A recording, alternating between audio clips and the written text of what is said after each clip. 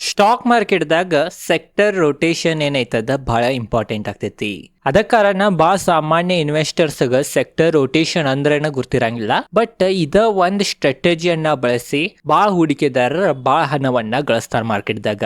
ಅದ ಕಾರಣ ಇವತ್ತಿನ ಈ ವಿಡಿಯೋನಾಗ ನಾವು ಸರಳವಾಗಿ ಸೆಕ್ಟರ್ ರೊಟೇಷನ್ ಬಗ್ಗೆ ತಿಳ್ಕೊಳ್ಳೋಣ. ಸೆಕ್ಟರ್ ರೊಟೇಷನ್ ಅಂದ್ರೆ ಏನ, ಮತ್ ಯಾವ ತರ ಸೆಕ್ಟರ್ ರೊಟೇಷನ್ ಅನ್ನ ದೊಡ್ಡ ದೊಡ್ಡ ಇನ್ವೆಸ್ಟರ್ಸ್ ಇನ್ಸ್ಟಿಟ್ಯೂಷನ್ ದವ್ರು ಮಾಡ್ತಾರಂತ ಅದ್ರ ಬಗ್ಗೆ ತಿಳ್ಕೊಳ್ಳೋಣ.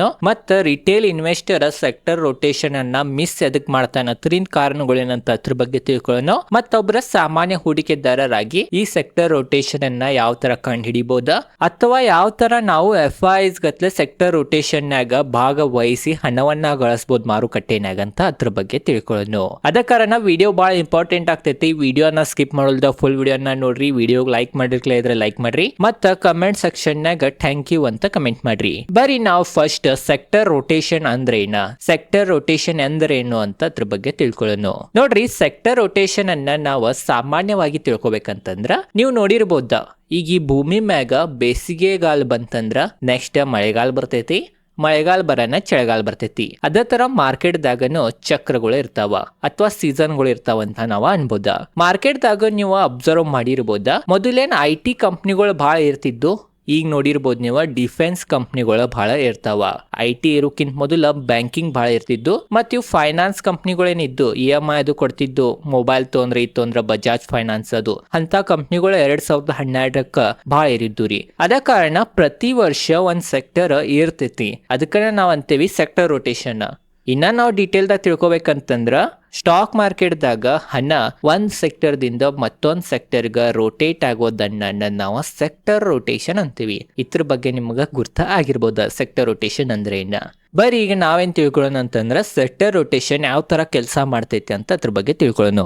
ನೋಡ್ರಿ, ಸೆಕ್ಟರ್ ರೊಟೇಷನ್ ಆಗ ಪ್ರಮುಖವಾಗಿ 3 ಕಾರಣಗಳು ಇದಾವ. ಮತ್ತ ಇನ್ನ ಡೀಟೇಲ್ ದಾಗು ನಾವು ಹೋಗೋಣ. ಫಸ್ಟ್ ಇವು 3 ಕಾರಣಗಳು ಯಾವಂತ ತಿಳ್ಕೊಳ್ಳೋಣ. ಒಂದನೇ ಕಾರಣ ಸೆಕ್ಟರ್ ದ ವ್ಯಾಲ್ಯೂಯೇಷನ್ ಹೈ ಆಗೋದ. ಯಾವ್ದ್ರೆ ಒಂದ್ ಸೆಕ್ಟರ್ ದ ವ್ಯಾಲ್ಯೂಯೇಷನ್ ಬಹಳ ಹೈ ಐತಂತಂದ್ರ ಆ ಸೆಕ್ಟರ್ ದಾಗ ಇರೋ ಹಣವನ್ನ ತಕೊಂಡ ದೊಡ್ಡ ದೊಡ್ಡ ಹೂಡಿಕೆದಾರರ ಅಂಡರ್ ವ್ಯಾಲ್ಯೂಡ್ ಇರೋ ಸೆಕ್ಟರ್ನಾಗ ಹೂಡಿಕೆ ಮಾಡ್ತಾರ. ಈ ಒಂದ್ ಕಾರಣದಿಂದನೂ ವ್ಯಾಲ್ಯೂಯೇಷನ್ ಕಾರಣದಿಂದನೂ ಸೆಕ್ಟರ್ ರೊಟೇಷನ್ ಆಗ್ತೈತಂತ ನಾವು ಅನ್ಬೋದ.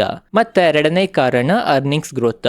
ಒಂದ್ ಯಾವ್ದ್ರ ಸೆಕ್ಟರ್ ದ ಅರ್ನಿಂಗ್ಸ್ ಗ್ರೋತ್ ಬಹಳ ಪೀಕ್ ಹೋತ, ಈಗೇನ್ ಮುಂದ್ ಬೆಳೆಯಂಗಿಲ್ಲ, ಇದಕ್ಕಿಂತನೂ ಒಂದ್ ಒಳ್ಳೆ ಸೆಕ್ಟರ್ ಐತಿ, ಅದ್ರದ ಅರ್ನಿಂಗ್ಸ್ ಈಗನ ಗ್ರೋ ಆಗಿ ಸ್ಟಾರ್ಟ್ ಆಗೋದೈತಿ, ಫ್ಯೂಚರ್ ನಾಗೇನ್ ಬಹಳ ಗ್ರೋ ಆಗ್ಬೋದಂತೇನ್ ಅನುಮಾನ ಹಚ್ತಾರ, ಅಂತ ಸೆಕ್ಟರ್ ನಾಗನು ಹಣ ಮೂವ್ ಆಗ್ತೈತಿ. ಮತ್ತೊಂದು ಮೈಕ್ರೋ ಫ್ಯಾಕ್ಟರ್ಸ್ ಅಂತಂದ್ರ ಗೌರ್ಮೆಂಟ್ ಪಾಲಿಸಿ ಯಾವ್ದ್ರ ಸೆಕ್ಟರ್ ಬಹಳ ಸಪೋರ್ಟ್ ಮಾಡಿತ್ತ, ಅಥವಾ RBI ಗವರ್ನರ್ ಅವರ ಇಂಟ್ರೆಸ್ಟ್ ರೇಟ್ ಅನ್ನ ಇಳಿಸಿರ, ಇಂಟ್ರೆಸ್ಟ್ ರೇಟ್ ಇಳಿಸಿದ್ರಿಂದ ಯಾವ್ದ್ರ ಸೆಕ್ಟರ್ಗೆ ಏನ್ರೆ ಬೆನಿಫಿಟ್ ಆಗೋದೈತಿ, ಆತರ ಏನ್ರೆ ಬಜೆಟ್ ನಾಗ ಏನ್ರೆ ಒಂದ್ ಸೆಕ್ಟರ್ಗ ಒಳ್ಳೆ ಬಜೆಟ್ ಸಿಕ್ಕಿತ್ತ, ಆತರ ಯಾವ್ದ್ರ ಸುದ್ದಿ ಬಂದ್ರನು ಒಂದ್ ಸೆಕ್ಟರ್ ನಾಗಿಂದ ಮತ್ತೊಂದ್ ಸೆಕ್ಟರ್ ನಾಗ ಹಣ ರೋಟೇಟ್ ಆಗ್ತೈತಿ. ಅದ ಕಾರಣ ಪ್ರಮುಖವಾಗಿ ಇವ 3 ಕಾರಣದಿಂದನ ಸೆಕ್ಟರ್ ರೊಟೇಷನ್ ಆಗ್ತೈತಂತ ನಾವ್ ಅನ್ಬೋದ. ಇನ್ನ ನಾವು ಡೀಟೇಲ್ ದಾಗ ಅಧ್ಯಯನ ಮಾಡ್ರ ನಮಗೇನ್ ಗೊತ್ತಾಗ್ತೈತಂತಂದ್ರ ಸೆಕ್ಟರ್ ರೊಟೇಷನ್ ಎಕನಾಮಿಕ್ ಸೈಕಲ್ ಮ್ಯಾಗನು ಡಿಪೆಂಡ್ ಇರ್ತೈತ್ರಿ. ಉದಾಹರಣೆಗೆ ನಾವು ತಗೋಬೇಕಂತಂದ್ರ ಆರ್ಥಿಕತೆ ಏನ್ರಿ ಚೇತರಿಕೆ ಆಗತ್ತಿತ್ತಂತಂದ್ರ ಅವಾಗ ಏನಾಗ್ತಿತ್ತಂತಂದ್ರ ಬಡ್ಡಿ ದರ ಅದು ಕಡಿಮೆ ಆಗ್ತಾವ. ಬಡ್ಡಿ ದರ ಅದು ಕಡಿಮೆ ಆಗ್ತಂತಂದ್ರ ಜನರ ಸಾಲವನ್ನ ತಗೋತಾರ ಅನ್ನೋ ಕಾರಣದಿಂದ ಬ್ಯಾಂಕಿಂಗ್ ಸೆಕ್ಟರ್ ಲಾಭ ಆಗ್ಬೋದ. ಮತ್ತ ಆಟೋ ಸೆಕ್ಟರ್ ವಾಹನಗಳನ್ನು ಜನರ ಸಾಲದ ಮುಖಾಂತರ ತಗೋತಾರ, ಬಡ್ಡಿ ದರ ಕಡಿಮೆ ಆಯ್ತ ಅನ್ನೋ ಕಾರಣದಿಂದ, ಅದ ಕಾರಣ ಆಟೋ ಸೆಕ್ಟರ್ಗೂ ಲಾಭ ಆಗ್ಬೋದ. ಈ ತರಾನು ಎಕ್ಸ್ಪರ್ಟ್ ಗಳು ಅನುಮಾನ ಹಚ್ಚಿ ಸೆಕ್ಟರ್ ರೊಟೇಷನ್ ಅನ್ನ ಕಂಡು ಹಿಡಿತಾರಂತ ನಾವು ಅನ್ಬೋದ. ಅದೇ ತರ ಆರ್ಥಿಕತೆ ಪೀಕ್ ನಾಗಿತ್ತ, ಫುಲ್ ಹೈ ಆಗಿತ್ತಂತಂದ್ರ ಅವಾಗ ಮೆಟಲ್, ಯಾಕಂತಂದ್ರ ಆರ್ಥಿಕತೆ ಸ್ಟ್ರಾಂಗ್ ಇದ್ದಾಗ ಜನರ ಕಡೆ ಹಣ ಇರ್ತೈತಿ, ಆ ಹಣದಿಂದ ಜನರ ಮನೆಯನ್ನ ಕಟ್ಟಬಹುದು ಅನ್ನೋ ಕಾರಣದಿಂದ ಎಲ್ಲ ಇವು ಕಮೋಡಿಟಿ ರಿಲೇಟೆಡ್ ಸೆಕ್ಟರ್ಗಳು, ಮೆಟಲ್, ಸಿಮೆಂಟ್ ಅಂತ ಕಂಪ್ನಿಗಳು ಓಡ್ತಾವ. ಮತ್ತ ಆರ್ಥಿಕತೆ ಏನ್ರೆ ಹಿಂಜರಿತ ಬಂತ ಅಥವಾ ಆರ್ಥಿಕತೆನೆ ಕುಸಿತ ಕಂಡು ಬಂತಂದ್ರ ಅವಾಗ ದೊಡ್ಡ ದೊಡ್ಡ ಹೂಡಿಕೆದಾರರ ಆರ್ಥಿಕತೆ ಹಿಂಜರಿತ ಬಂದೈತಿ, ಕುಸಿತ ಕಾಣೈತಿ, ಜನರೀಗ ವಸ್ತುಗಳನ್ನ ಬಾಯ್ ಮಾಡಂಗಿಲ್ಲ, ಲಕ್ಸರಿ ವಸ್ತುಗಳನ್ನ ಬಾಯ್ ಮಾಡಂಗಿಲ್ಲ. ಬಟ್ ಎಷ್ಟು ಕೆಟ್ಟ ಪರಿಸ್ಥಿತಿ ಬಂದ್ರೂ ಜನರ ಊಟ ಮತ್ತು ಔಷಧಿಗಳನ್ನ ಬಿಡಂಗಿಲ್ಲ ಅನ್ನೋ ಕಾರಣದಿಂದ ಫಾರ್ಮಾ ಮತ್ತು FMCG ಅಂತ ಕಂಪ್ನಿಗಳನ್ನಾಗ ಸೆಕ್ಟರ್ ರೊಟೇಷನ್ ಆಗ್ತೈತಿ. ಈ ತರ ಎಕನಾಮಿಕ್ ಸೈಕಲ್ ಗಳ ಮೂಲಕನು ಎಕ್ಸ್ಪರ್ಟ್ ಗಳು ಕಂಡು ಹಿಡಿದ ಸೆಕ್ಟರ್ ರೊಟೇಷನ್ ಮಾಡ್ತಾರಂತ ನಾವ್ ಅನ್ಬೋದ. ಇವ ಎಲ್ಲ ನೋಡಿ ನಾವು ಒಬ್ಬರ ರಿಟೇಲ್ ಇನ್ವೆಸ್ಟರ್ ಆಗಿ ಹೂಡಿಕೆ ಮಾಡ್ಬೇಕ ಅಂದ್ರ ಮಾರುಕಟ್ಟೆನಾಗ ಹಣ ಆಗ್ತೈತಿ. ಯಾವಾಗನು ಒಂದ ಸೆಕ್ಟರ್ ನಾಗ ಕುಂತನ ನಾವ್ ಇದ್ದು ಅಂತಂದ್ರ ಹಣ ಆಗ್ತೈತಿ. ಬಟ್ ಏನ್ ದೊಡ್ಡ ದೊಡ್ಡ ಹೂಡಿಕೆದಾರರ ಅಥವಾ ಸ್ಮಾರ್ಟ್ ಮನಿ ಏನ ಇನ್ವೆಸ್ಟ್ ಇನ್ವೆಸ್ಟ್ ಮಾಡಿ ಹಣ ಮಾಡ್ತೈತಿ ಅಷ್ಟು ಹಣವನ್ನ ಗಳಿಸಕ್ ಆಗಿಲ್ಲ ಅಂತಾನು ನಾವು ಅನ್ಬೋದ. ಇದ್ರ ಬಗ್ಗೆನು ನಿಮಗೆ ಗೊತ್ತ ಇರ್ಬೋದ. ಬರೀ ಈಗ ಯಾಕೆ ರಿಟೇಲ್ ಇನ್ವೆಸ್ಟರ್ ಸೆಕ್ಟರ್ ರೊಟೇಷನ್ ಅನ್ನ ಮಿಸ್ ಮಾಡ್ತಾನ, ಯಾಕೆ ದೊಡ್ಡ ದೊಡ್ಡ ಹೂಡಿಕೆದಾರರ ಗತ್ಲೆ ಸೆಕ್ಟರ್ ರೊಟೇಷನ್ ಮಾಡಿ ಹಣವನ್ನ ಗಳಿಸಂಗಿಲ್ಲ, ಅದರಿಂದ ಕಾರಣಗಳೇನಂತ ಅದ್ರ ಬಗ್ಗೆ ಈಗ ತಿಳ್ಕೊಳ್ಳೋಣ. ನೋಡ್ರಿ, ಒಂದೇ ಮೇನ್ ಕಾರಣ ಏನಂತಂದ್ರ ಸುದ್ದಿಗಳನ್ನ ಬೆನ್ನತ್ತುವುದು. ಯಾವಾಗನು ಮಾರುಕಟ್ಟೆನಾಗಿನ ಸುದ್ದಿಗಳು ಬರ್ತಾವ, ಆ ಸುದ್ದಿ ಬಾಳ ಹಿಂದಿನ ಸುದ್ದಿ ಇರ್ತಾವಂತ ನಾವು ಅನ್ಬೋದ. ಯಾವಾಗನು ಎಕ್ಸ್ಪರ್ಟ್ಗಳ ಸುದ್ದಿಯನ್ನ ನೋಡಂಗಿಲ್ಲ, ಸುದ್ದಿ ಬರೋಕ್ಕಿಂತ ಮೊದಲನ ಅನುಮಾನ ಹಚ್ಚಿ ಆ ಸೆಕ್ಟರ್ನಾಗ ಕುಂತಿರ್ತಾರ. ಆಮ್ಯಾಗ ಆ ಸೆಕ್ಟರ್ 40-50% ಏರ್ ಆಗಾನ ಸುದ್ದಿಗಳು ಬರ್ತಾವ. ಆ ಸುದ್ದಿಗಳನ್ನ ಬೆನ್ನತ್ತಿ ಹೂಡಿಕೆದಾರ ಹೂಡಿಕೆ ಮಾಡ್ತಾನ, ಬಟ್ ಅಲ್ಲಿ ಸಿಕ್ಕೊಂಡ್ಬಿಡ್ತಾರ. ಯಾಕಂತಂದ್ರೆ ಯಾವಾಗನು ಸ್ಮಾರ್ಟ್ ಮನಿ ಮೊದಲನ ಹೂಡಿಕೆ ಮಾಡ್ತಾರಿ, ಮತ್ತು ಸುದ್ದಿ ಬರಾನ ಸೆಕ್ಟರ್ ಏನ್ ಇರ್ತೈತಿ ಅವಾಗ ಅವ್ರ ಎಕ್ಸಿಟ್ ಆಗ್ತಾರ. ಬಟ್ ಯಾವಾಗ ದೊಡ್ಡ ದೊಡ್ಡ ಹೂಡಿಕೆದಾರರ ಎಕ್ಸಿಟ್ ಆಗ್ತಾರ ಅವಾಗನ್ನ ರಿಟೇಲ್ ಇನ್ವೆಸ್ಟರ್ ತಗೋತಾನ ಆ ಸೆಕ್ಟರ್ದು ಸ್ಟಾಕ್ಗಳ. ಅದ ಕಾರಣನು ರಿಟೇಲ್ ಇನ್ವೆಸ್ಟರ್ ಸೆಕ್ಟರ್ ರೊಟೇಷನ್ ಹಣ ಮಾಡಂಗಿಲ್ಲ ಅಂತ ನಮಗೆ ಗೊತ್ತಾಗ್ತೈತಿ. ಮತ್ತೊಂದ್ ಕಾರಣ ಏನಂತಂದ್ರ ಕ್ರೌಡ್ ಅನ್ನ ಫಾಲೋ ಮಾಡುದ. ಜನರು ಏನ್ರೆ ಒಂದ್ ಸೆಕ್ಟರ್ ಹಿಡಿದ್ರ ಅಂತಂದ್ರ ಅದ ಸೆಕ್ಟರ್ ಅನ್ನ ಬಹಳ ಬೆನ್ನ ಹತ್ತಿ ಬಿಡ್ತಾರ. ಯಾವ್ದ್ರೆ ಸೆಕ್ಟರ್ 10 ವರ್ಷನ ಬಹಳ ಹಣವನ್ನ ಗಳಿಸೈತಂತಂದ್ರ ಅಂತ ಸೆಕ್ಟರ್ನಾಗ ಹೂಡಿಕೆ ಮಾಡಕ ಜನರ ಬೆನ್ನ ಹತ್ತತಾರ. ಬಟ್ ಅದ ತಪ್ಪ. ಯಾವಾಗನು ಕ್ರೌಡ್ ಅನ್ನ ಫಾಲೋ ಮಾಡೋದಿಲ್ಲ. ಯಾವ ಸೆಕ್ಟರ್ ಮ್ಯಾಗ ಭಾಳ ಜನರದ ಕಣ್ ಹೋಗಂಗಿಲ್ಲ ಅಂತ ಸೆಕ್ಟರ್ ಮ್ಯಾಗ ಕಣ್ ಹಾಕ್ಬೇಕ.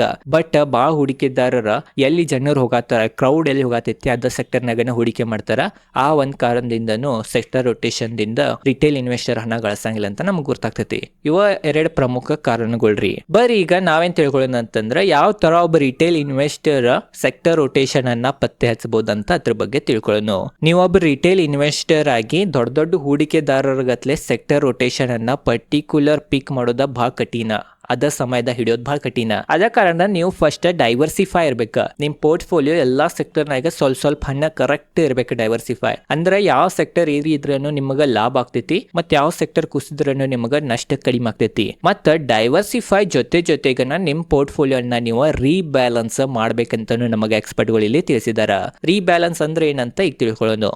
ಈಗ ನೀವು ಎಲ್ಲಾ ಸೆಕ್ಟರ್ನಾಗ ಸ್ವಲ್ಪ ಹಣ ಹಾಕಿರಿ, ಬಟ್ ನಿಮಗೆ ಗುರ್ತಾತ ಒಂದು ಸೆಕ್ಟರ್ದ ವ್ಯಾಲ್ಯೂಯೇಷನ್ ಭಾಳ ಹೈ ಐತಿ, ಭಾಳ ಏರೈತಿ, ಅದ್ರದ್ದು ವ್ಯಾಲ್ಯೂಯೇಷನ್ ಅದ್ರ ಪಿ ರೇಷನು ಭಾಳ ಏರೈತೆ ಅಂತ ನಿಮಗೆ ಗುರ್ತಾದ್ರ ಅಂಥದ್ರಾಗಿಂದ ಹಣವನ್ನ ತೆಗೆದ ಮತ್ತೆ ಯಾವ್ದ್ರೆ ಅಂಡರ್ ವ್ಯಾಲ್ಯೂಡ್ ಇರೋ ಸೆಕ್ಟರ್ ಇರ್ತೈತಲ್ಲ ರೀ ನಿಮ್ಮ ಪೋರ್ಟ್ಫೋಲಿಯೋದಾಗನ ಅಂಥದ್ರನಾಗ ನಿಮ್ದು ಸ್ವಲ್ಪ ಹೋಲ್ಡಿಂಗ್ ಅನ್ನ ಏರಿಸ್ಬೇಕ.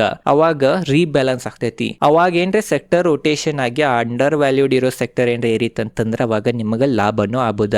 ಅದ ಕಾರಣ ಪೋರ್ಟ್ಫೋಲಿಯೋನಾಗ ರೀಬ್ಯಾಲೆನ್ಸಿಂಗ್ ಭಾಳ ಇಂಪಾರ್ಟೆಂಟ್ ಅಂತ ತಿಳಿಸಿದಾರ.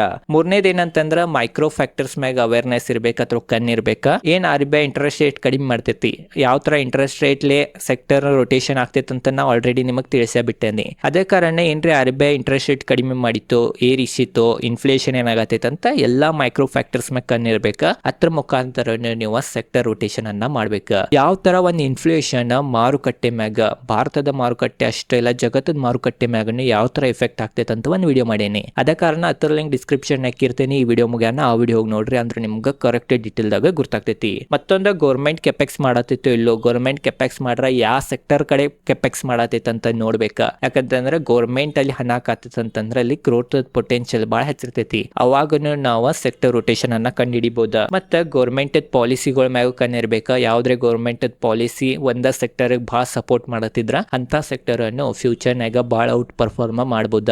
ಅದ ಕಾರಣ ಅಂತ ಸೆಕ್ಟರ್ ನಾಗನು ಹೂಡಿಕೆ ಮಾಡೋದ್ರ ಬಗ್ಗೆ ಯೋಚನೆ ಮಾಡಬಹುದ. ಮತ್ತ ಯಾವ್ದ್ರೆ ಸೆಕ್ಟರ್ ಐತಿ ಈಗ ಸದ್ಯ ಗ್ರೋತ್ ಇಲ್ಲ ಬಟ್ ಫ್ಯೂಚರ್ ನಾಗ ಬಹಳ ಗ್ರೋತ್ ಆಗ್ಬೋದು ಅಂತೇನ್ರಿ ನಿಮಗ ಅನ್ಸಿತ್ತಂತಂದ್ರ ಅಂತ ಸೆಕ್ಟರ್ ನಾಗೂ ನೀವು ಹೂಡಿಕೆ ಮಾಡ್ಬೇಕ.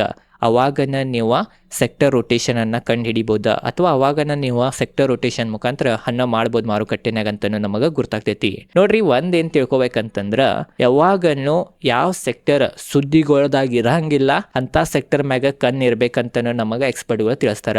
ಯಾಕಂತಂದ್ರ ಅಂತ ಸೆಕ್ಟರ್ಗಳ್ನಾಗನ ಸ್ಲೋ ಆಗಿ ದೊಡ್ಡ ಹೂಡಿಕೆದಾರರ ಎಂಟ್ರಿ ತಗೋತಿರ್ತಾರ್ರಿ, ಅದ್ ನಮಗ ಗುರ್ತಾಗ್ತಿರಂಗಿಲ್ಲ. ಅದ ಕಾರಣ ಒಂದ್ ಸೆಕ್ಟರ್ ಸುದ್ದಿನಾಗ ಇರಂಗಿಲ್ಲ ಮತ್ತು ಅದ ಸೆಕ್ಟರ್ನಾಗ FIs DIs ಅಥವಾ ದೊಡ್ಡ ಹೂಡಿಕೆದಾರರು ಬಾಯಿಂಗ್ ಮಾಡತ್ತಾರನೋ ಏನ್ರಿ ಸುದ್ದಿ ಬಂತಂದ್ರ ಅಂತ ಸೆಕ್ಟರ್ ಅನ್ನ ಫ್ಯೂಚರ್ನಾಗ ಭಾಳ ಇರ್ಬೋದು ಅಂತಾನೆ ನಮಗೆ ಎಕ್ಸ್ಪರ್ಟ್ಗಳು ತಿಳಿಸ್ತಾರ, ಅಥವಾ ಇತಿಹಾಸ ತಿಳಿಸ್ತೈತೆ ಅಂತಾನೆ ನಮಗೆ ಗುರ್ತಾಗ್ತೈತಿ. ಅದ ಕಾರಣ ಪಾಪ್ಯುಲರ್ ಸೆಕ್ಟರ್ ಮ್ಯಾಗ ಕಣ್ಣಿಡೋಕ್ಕಿಂತ ಯಾವ್ದ್ರದ್ದು ಸೆಕ್ಟರ್ದ ಹವಾ ಕಡಿಮೆ ಐತಿ ಅಂತದ್ರ ಮ್ಯಾಗನ್ನು ಕಣ್ಣಿಡ್ಬೇಕಂತ ನಮಗೆ ಎಕ್ಸ್ಪರ್ಟ್ಗಳು ಇಲ್ಲಿ ತಿಳಿಸಿದಾರ. ಮತ್ತೊಂದೇನಂತಂದ್ರ ಒಂದ್ ಡ್ರಾಯಿಂಗ್ ಮುಖಾಂತರ ನಾನು ನಿಮಗೆ ತಿಳಿಸ್ತೇನೆ. ನೀವು ಇಲ್ಲಿ ನೋಡ್ಬೋದ, ಯಾವಾಗನು ಒಂದ್ ಸೆಕ್ಟರ್ ಈ ತರ ಫ್ಲಾಟ್ ಇರ್ತೈತ್ರಿ, ಒಮ್ಮೆ ಇರ್ತೈತ್ರಿ, ಒಮ್ಮೆ ಇರಾನ ಇಲ್ಲಿನ ಮತ್ತ ಕುಸಿತೈತಿ. ನೋಡ್ರಿ ನಾ ಏನ್ ಹೇಳತ್ತೇನಂತ ನಿಮಗೆ ಈಗ ಕರೆಕ್ಟ್ ಗುರ್ತಾಗ್ತೈತಿ, ಅರ್ಥ ಆಗ್ತೈತಿ. ಯಾವಾಗನ್ನು ಎಕ್ಸ್ಪರ್ಟ್ಗಳು ಸುದ್ದಿ ಇರಂಗಿಲ್ಲ ರೀ, ಆ ಸೆಕ್ಟರ್ದ ಹೆಚ್ಚು ಮಾತಾಡ್ತಿರಂಗಿಲ್ಲ ಯಾರು, ಅಥವಾ ಆ ಸೆಕ್ಟರ್ಗ ಭಾಳ ಜನರ ಹೇಟ್ ಮಾಡ್ತಿರ್ತಾರ. ಅಂತ ಸಮಯದಾಗ ಆ ಸೆಕ್ಟರ್ದ ಚಾರ್ಟ್ ಪರಿಸ್ಥಿತಿ ಈ ತರ ಸ್ಟ್ರೇಟ್ ಇರ್ತೈತಿ, ಅಥವಾ ಒಂದ ಲೆವೆಲ್ ಮ್ಯಾಗನ ಮ್ಯಾಕ್ ಮಾಡ್ತಿರ್ತೈತಿ. ಅವಾಗ ಇಲ್ಲಿ ದೊಡ್ಡ ದೊಡ್ಡ ಹೂಡಿಕೆದಾರರ ಎಂಟ್ರಿಯನ್ನ ತಗೋತಿರ್ತಾರ.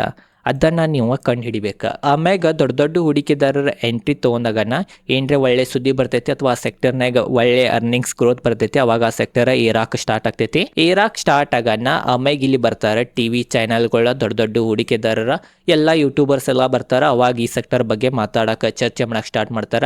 ಆ ಚರ್ಚನ್ನ ನೋಡಿ ಈ ಲೆವೆಲ್ ಮ್ಯಾಗ ಎಲ್ಲ ಇನ್ವೆಸ್ಟರ್ಸ್, ಪಾಪ್ ರಿಟೇಲ್ ಇನ್ವೆಸ್ಟರ್ಸ್ ಎಂಟ್ರಿಯನ್ನ ತೋತಾರ. ಬಟ್ ಅದೇನು ಎಂಟ್ರಿ ತೋತ ರಿಟೇಲ್ ಇನ್ವೆಸ್ಟರ್ಸ್ ಆ ಸಮಯದಾಗನ ಇಲ್ಲೇನು ಸ್ಮಾರ್ಟ್ ಮನಿ ಹೂಡಿಕೆ ಮಾಡಿರ್ತೈತಿ ಈ ಲೆವೆಲ್ ಮ್ಯಾಗ, ಇವ್ರು ಇಲ್ಲಿ ಎಕ್ಸಿಟ್ ತೋತಾರ. ಮತ್ತು ಪಾಪ್ ರಿಟೇಲ್ ಇನ್ವೆಸ್ಟರ್ ಇಲ್ಲೇ ಹೋಗ್ತಾರ. ಅಲ್ಲಿಂದನ ಮಾರ್ಕೆಟ್ ಕುಸಿದ್ ಬಿಡ್ತೈತಿ, ಅಥವಾ ಅಲ್ಲಿಂದನ ಆ ಸೆಕ್ಟರ್ ಕುಸಿದ್ ಬಿಡ್ತೈತಿ. ಅದ ಕಾರಣನು ಭಾಳ ರಿಟೇಲ್ ಇನ್ವೆಸ್ಟರ್ ಹಣವನ್ನು ಗಳಿಸಂಗಿಲ್ಲ.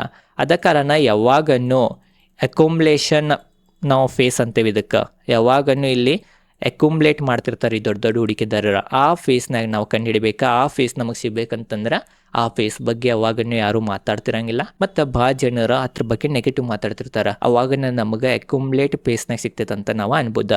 ನೆಗೆಟಿವ್ ಮಾತಾಡತ್ತಾರ ಮತ್ತು ಅಲ್ಲಿ ದೊಡ್ಡ ದೊಡ್ಡ ಹೂಡಿಕೆದಾರ ಎಂಟ್ರಿ ತೊಗೊಳ್ರಿ ಅಂದ್ರೆ ಅಂಥದ್ರಿಂದ ದೂರ ಇರ್ಬೇಕು. ಬಟ್ ನೆಗೆಟಿವ್ ಮಾತಾಡಿ ಅಥವಾ ಅದ್ರ ಬಗ್ಗೆ ಯಾರು ಮಾತಾಡದೇ ಇದ್ರೂ ಆ ಸೆಕ್ಟರ್ನಾಗ ದೊಡ್ಡ ದೊಡ್ಡ ಇನ್ವೆಸ್ಟರ್ಸ್ FIDIs ತಮ್ಮ ಸ್ಟೇಕನ್ನು ಇರ್ಸಾತಾರ ಅಂತಂದ್ರೆ ಅದ ನಾವು ಒಳ್ಳೆ ಎಂಟ್ರಿ ಪಾಯಿಂಟ್ ಅಂತನೂ ನಮಗೆ ಎಕ್ಸ್ಪರ್ಟ್ಗಳು ತಿಳಿಸಿದಾರ, ಅಥವಾ ಇತಿಹಾಸ ನಮಗೆ ತಿಳಿಸೈತಂತನೂ ನಾವು ಅನ್ಬೋದ.